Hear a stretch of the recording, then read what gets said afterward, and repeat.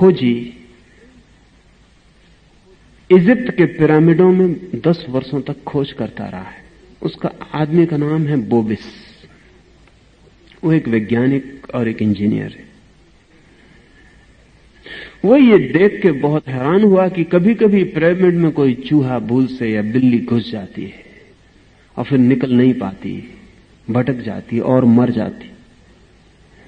पर पिरामिड के भीतर जब भी कोई चूहा या बिल्ली या कोई प्राणी मर जाता है तो सड़ता नहीं, सड़ता नहीं, उसमें से दुर्गंध नहीं आती, वो ममीफाइड हो जाता है, सूख जाता है, सड़ता नहीं। ये हैरानी की घटना है और बहुत अद्भुत। पिरामिड के भीतर इसके होने का कोई कारण नहीं, और ऐसे पिरामिड्स के भीतर जो कि समुद्र के किनारे हैं, जहां की ह्यूमिडिटी काफी है, जहां की कोई भी चीज सड़नी ही चाहिए और जल्दी सड़ जानी चाहिए, उन पिरामिड्स के भीतर भी कोई मर जाए तो सड़ता नहीं। मांस ले जाकर रख दिया जाए तो सूख जाता है, दुर्गंध नहीं देता। मछली डाल दी जाए तो सूख जाती है, सड़ती नहीं। तो बहुत चकित हो गया, इसका तो कोई कारण नहीं दिखाई पड़ता था। बहुत खोजबीन की, आखिर ये ख्याल में आना शुरू किया कि शायद पिरामिड का जो शेप वही कुछ कर रहा है, लेकिन शेप, आकार कुछ कर सकता है। सब खोज के बाद कोई उपाय नहीं था। 10 साल की खोज के बाद वोबिस को ख्याल आया कि कहीं पिरामिड का जो शेप, जो आकृति है, वो तो कुछ नहीं करती। तो उसने एक छोटा पिरामिड मॉडल बनाया, छोटा सा 3-4 फीट का बेस लेके, और उसमें एक मरी हुई बिल्ली को रख दी। वो चकित हुआ, वो ममीफाइड हो गई, वो सड़ी नहीं। तब तो एक बहुत नए विज्ञान का जन्म हुआ, और वो नया विज्ञान कहता है ज्योमेट्री की जो आकृतियां हैं उनका जीवन ऊर्जाओं से बहुत संबंध है। और अब बोबिस की सलाह पर यह कोशिश की जा रही है कि सारी दुनिया के अस्पताल पिरामिड की शक्ल में बनाए जाएं, उनमें मरीज जल्दी स्वस्थ होगा।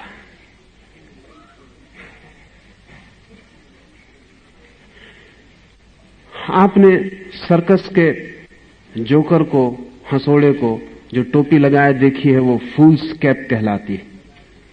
उसी की वजह से कागज, जितने कागज से वो टोपी बनती है, वो फूल्स कैप कहलाता है। लेकिन वोबिस का कहना है कि कभी दुनिया के बुद्धिमान आदमी वैसी टोपी लगाते थे, वो वाइस कैप है, क्योंकि वो टोपी पिरामिड के आकार की है। और अभी बोबिस ने प्रयोग किए हैं फूल्स कैप के ऊपर, और उसका कहना है कि जिन लोगों को भी सिर दर्द होता है वो पिरामिड के आकार की टोपी लगाएं, तत्क्षण उनका सिर दर्द दूर हो सकता है।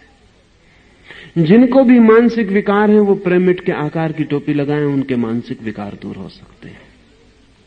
अनेक चिकित्सालयों में जहां मानसिक चिकित्सा की जाती है, बोबिस की टोपी का प्रयोग किया जा रहा है और प्रमाणित हो रहा है कि वो ठीक कहता है।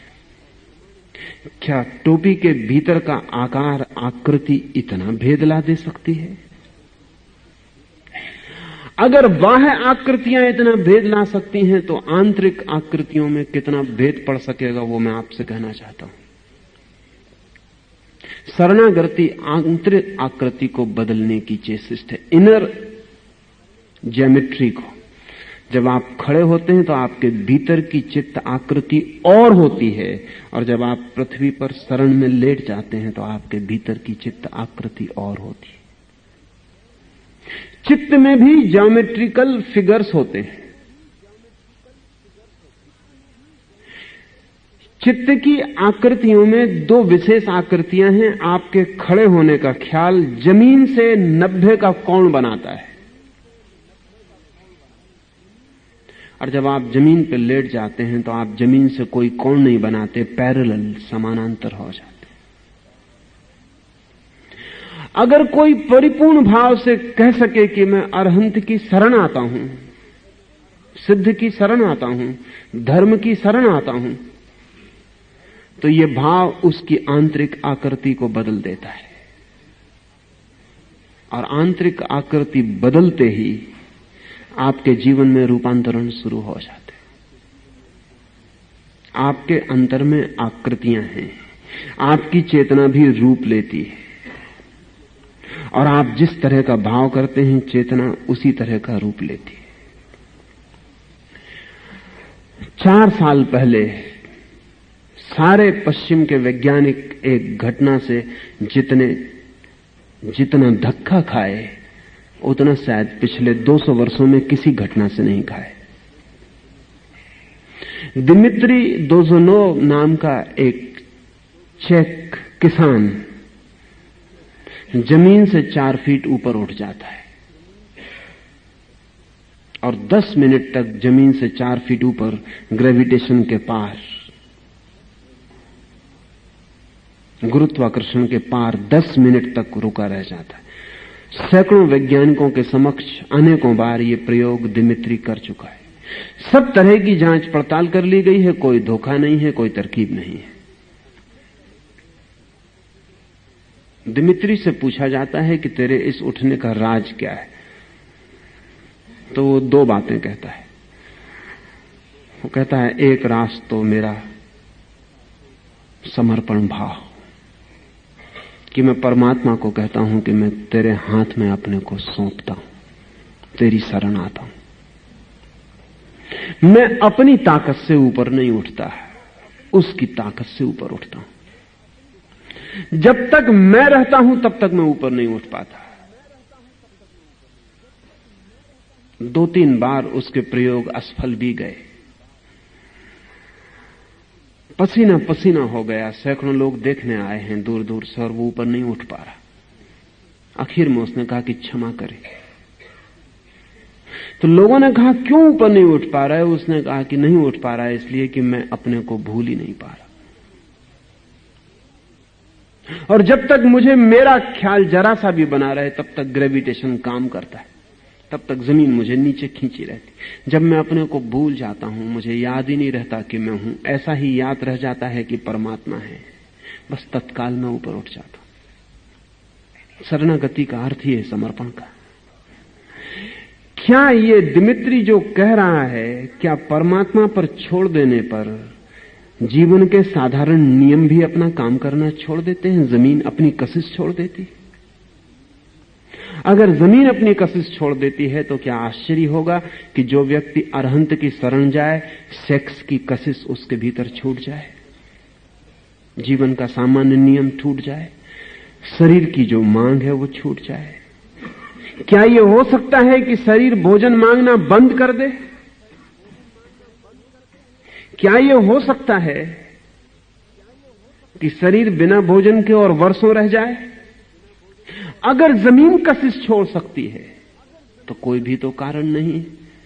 प्रकृति का अगर एक नियम भी टूट जाता है तो सब नियम टूट सकते हैं। और दिमित्री दूसरी बात यह कहता है कि जब मैं ऊपर उठ जाता हूं तब एक बात भर असंभव है ऊपर उठ जाने के बाद, जब तक मैं नीचे न आ जाऊं। मेरे शरीर की जो आकृति होती है उसमें मैं जरा भी फर्क नहीं कर सकता। अगर मेरा हाथ घुटने पर रखा है तो मैं उसे हिला नहीं सकता, उठा नहीं सकता। मेरा सिर जैसा है फिर उसको मैं आड़ा तिरछा नहीं कर सकता। मेरा शरीर उस आकृति में बिल्कुल बंध जाता है, और न केवल मेरा शरीर बल्कि मेरे भीतर चेतना भी उसी आकृति में बन जाती। आपको ख्याल में नहीं होगा क्योंकि हमारे पास ख्याल जैसी चीज ही नहीं बची है। आपके विचार में भी नहीं आया होगा कि सिद्धासन पिरामिड की आकृति पैदा करना है शरीर में। बुद्ध की, महावीर की सारी मूर्तियां जिस आसन में हैं वो पिरामिडिकल है। जमीन पर बेस बड़ी हो जाती दोनों पैर की और ऊपर सब छोटा होता जाता है, सिर पर शिखर हो जाता है, एक ट्रायंगल बन जाता है। उस अवस्था में उस आसन को सिद्धासन कहा है। क्यों? क्योंकि उस आसन में सरलता से प्रकृति के नियम अपना काम छोड़ देते हैं और प्रकृति के ऊपर जो परमात्मा के गहन सूक्ष्म नियम है वो काम करना शुरू करते हैं। वो आकृति महत्वपूर्ण है। दिमित्री कहता है कि जमीन से उठ जाने के बाद फिर मैं आकृति नहीं बदल सकता, कोई उपाय नहीं, मेरा कोई वश नहीं रह जाता, जमीन पर लौट के ही आकृति बदल सकता हूं।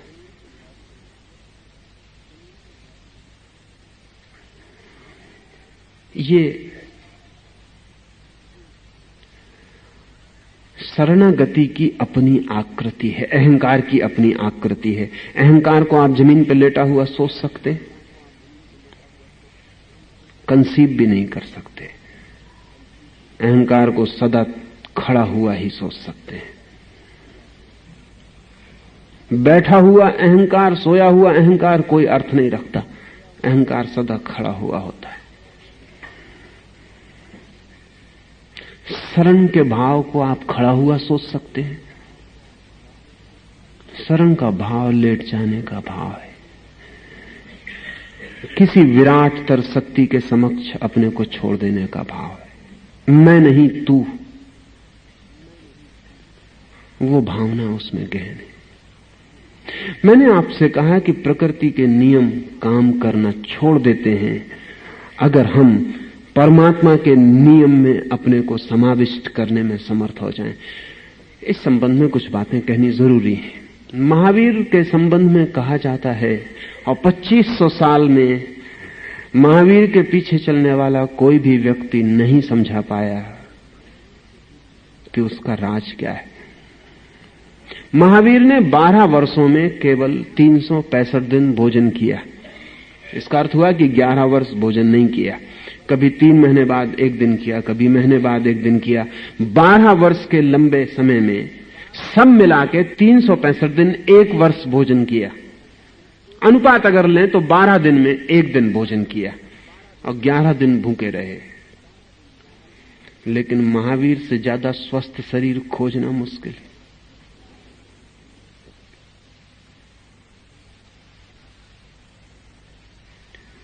शक्तिशाली शरीर खोजना मुश्किल है।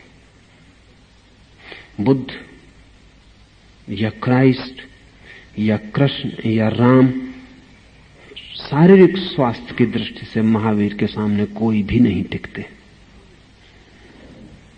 हैरानी की बात है, बहुत हैरानी की बात है। और महावीर शरीर के साथ जैसे जैसे नियमवाह काम कर रहे हैं उसका कोई हिसाब लगाना मुश्किल है। 12 साल तक ये आदमी 365 दिन भोजन करता है। इसके शरीर को तो गिर जाना चाहिए कभी का। लेकिन क्या हुआ है, ये शरीर गिरता नहीं। तो मैंने अभी नाम लिया रॉबर्ट पालिता का।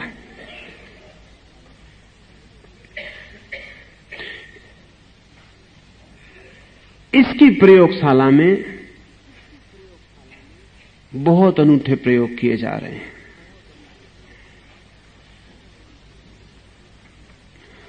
उनमें एक प्रयोग भोजन के बाहर सम्मोहन के द्वारा हो जाने का भी है। जो व्यक्ति इस प्रयोगशाला में काम कर रहा है,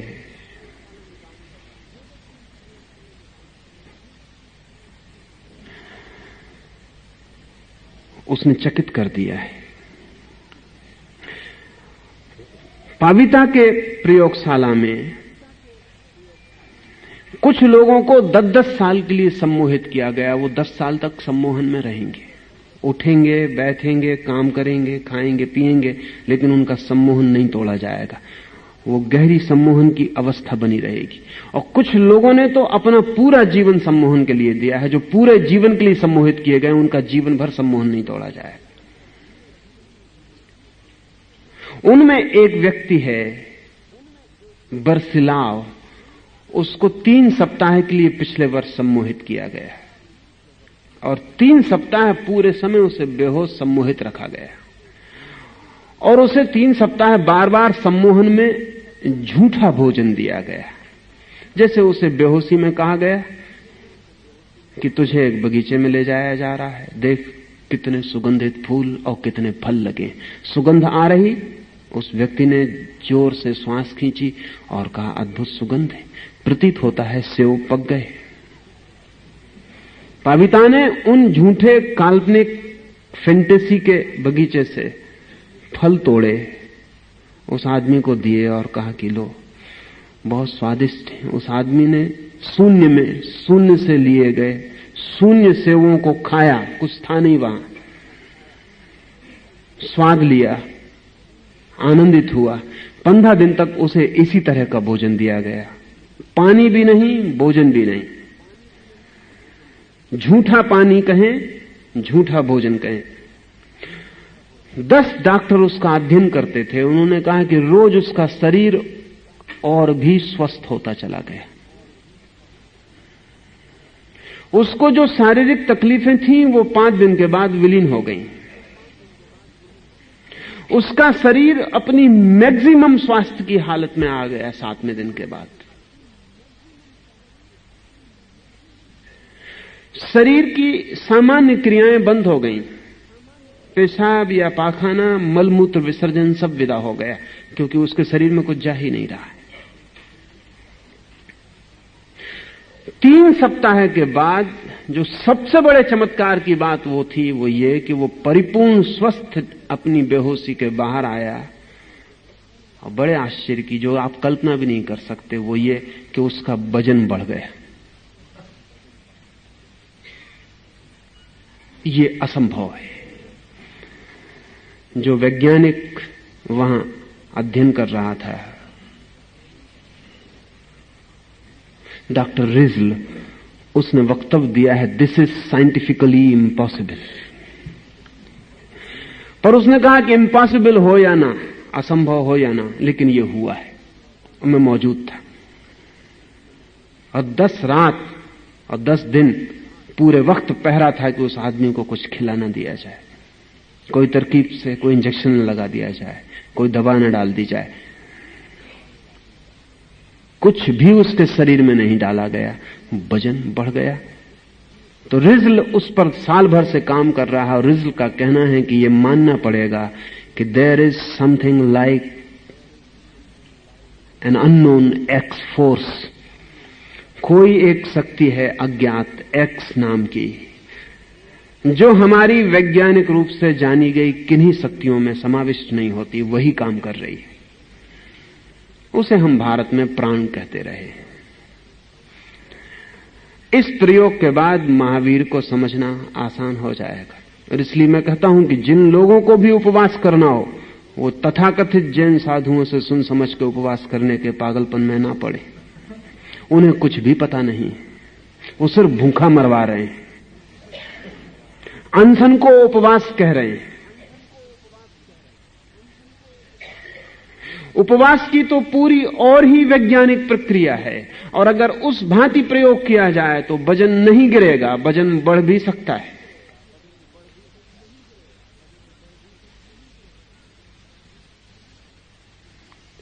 पर महावीर का वो सूत्र खो गया।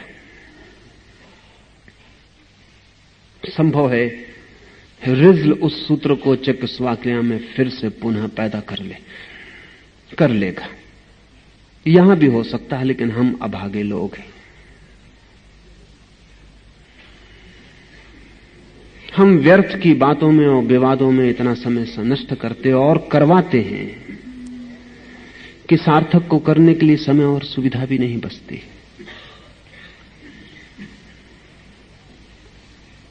और हम ऐसी मूढ़ताओं में लीन होते हैं जिन्होंने विद्वता का आवरण ओढ़ रखा है।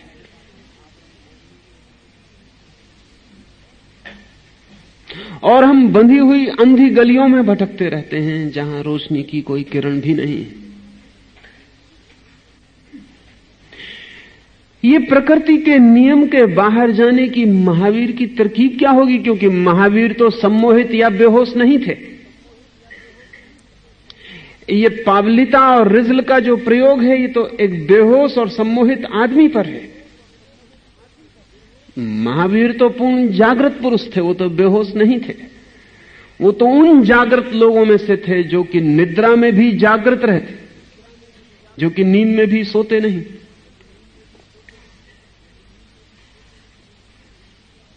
जिन्हें नींद में भी पूरा होश रहता है कि ये रही नींद, नींद भी जिनके आसपास ही होती है, अराउंड द कॉर्नर, कभी भीतर नहीं होती।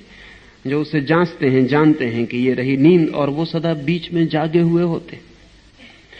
तो महावीर ने कैसे किया होगा? फिर महावीर का सूत्र क्या है? असल में सम्मोहन में और महावीर के सूत्र में एक आंतरिक संबंध है, वो ख्याल में आ जाए। सम्मोहित व्यक्ति बेहोशी में विवश होकर समर्पित हो जाता है, उसका अहंकार खो जाता है, और तो कुछ फर्क नहीं है। अपने जान के वो नहीं खोता, इसलिए उसे बेहोश करना पड़ता है, बेहोशी में खो जाता है। महावीर जान के उस अस्मिता को, उस अहंकार को खो देते हैं और समर्पित हो जाते हैं। अगर आप होश पूर्वक भी, जागे हुए भी समर्पित हो सकें, कह सकें अरहंत शरणम पवज्जामि,